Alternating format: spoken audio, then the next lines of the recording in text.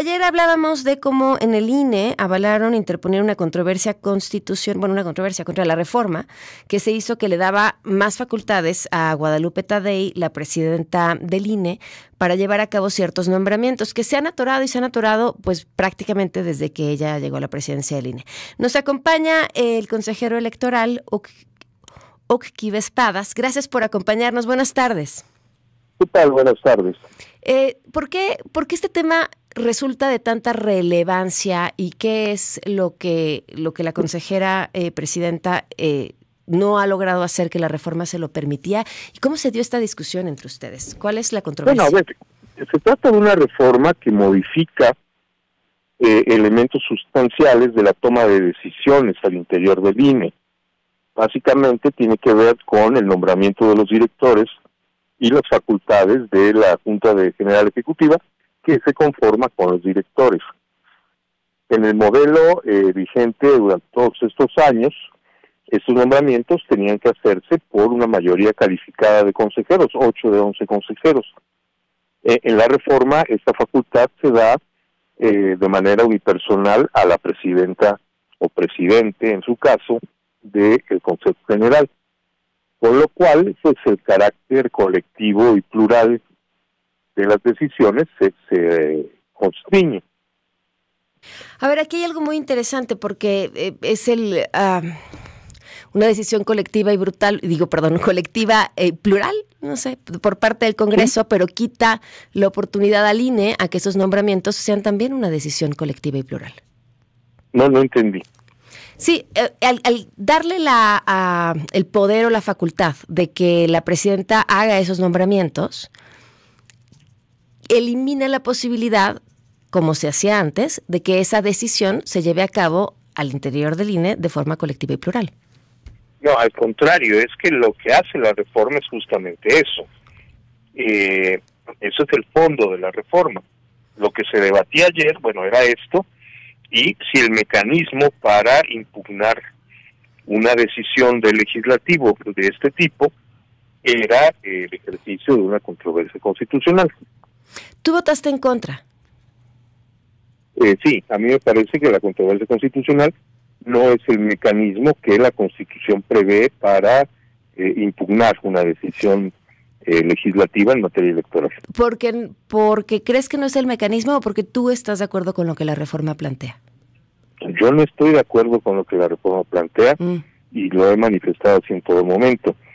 Y yo nunca mezclo esas cosas. Cuando no estoy de acuerdo con el fondo, no estoy de acuerdo con el fondo, y cuando no estoy de acuerdo con la forma, no estoy de acuerdo con la forma. Jamás argumento un desacuerdo con la forma como un pretexto para validar un fondo. Ok, porque ya me confundí entre formas y fondos. Vayamos a la parte legal. ¿Por qué crees que ese no es el mecanismo y cuál crees que debe ser? Yo lo creo, porque textualmente lo dice la Constitución. La controversia constitucional no se puede ejercer en contra de leyes electorales. Ok. Esto es textual en la Constitución. No es una cuestión que yo interprete, así lo dice. ¿No hay o no prevé la ley algún otro mecanismo, forma, camino que no sea la controversia? Sí, la acción de inconstitucionalidad que corresponde ejercerla a los partidos políticos o a porciones de diputados y senadores, pero no al Instituto Nacional Electoral. Es decir, en el sistema electoral hay cosas que pueden impugnar los partidos, hay soluciones que se depositan en manos de los partidos y cosas que se depositan en manos de la autoridad. El Consejo, el INE, está facultado para interponer controversias contra otros poderes en cuestiones que no tengan que ver con leyes generales. Pero cuando se trata de leyes electorales, el INE está excluido por la Constitución de participar de estas controversias y deposita esa responsabilidad en los partidos políticos. Ahora vayamos al tema de fondo. ¿Cuál es tu postura sobre el fondo con el que dijiste no estoy de acuerdo?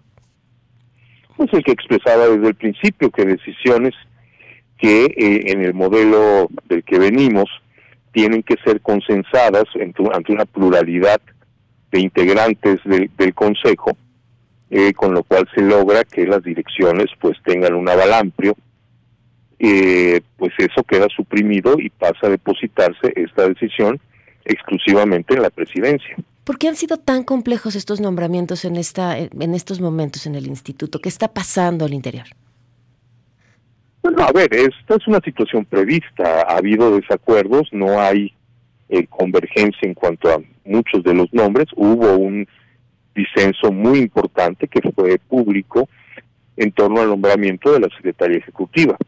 A partir de eso no se logró la mayoría de ocho votos para un número importante de cargos, y en tanto eso está previsto por la ley, pues la presidenta ejerció la facultad de designar encargados de despacho. Este es el modelo anterior. En el modelo que acaban de aprobar, la presidenta nombraría directores sin tener que buscar el consenso con el Consejo General.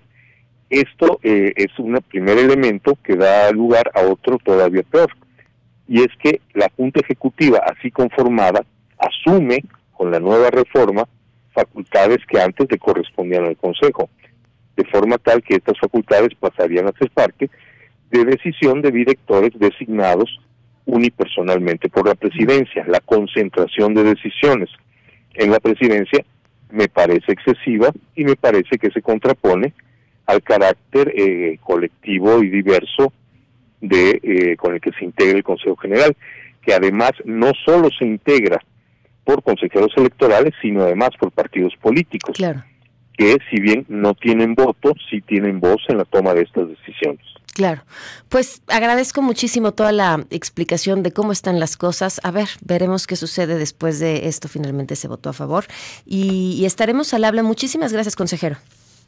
Por el contrario, muchas gracias a ti. Buenas tardes. El consejero Hug Quíves-Padas, consejero electoral del Instituto Nacional Electoral. Miren, y si este argumento fuera finalmente desde el legislativo, que es quien aprobó esta reforma, dirían que como la gente los votó y la gente decide, pues se puede decidir todo lo que un grupo quiera porque la gente los votó y es finalmente el argumento bajo el cual se aprueben cosas sin discutir, etcétera, etcétera, etcétera.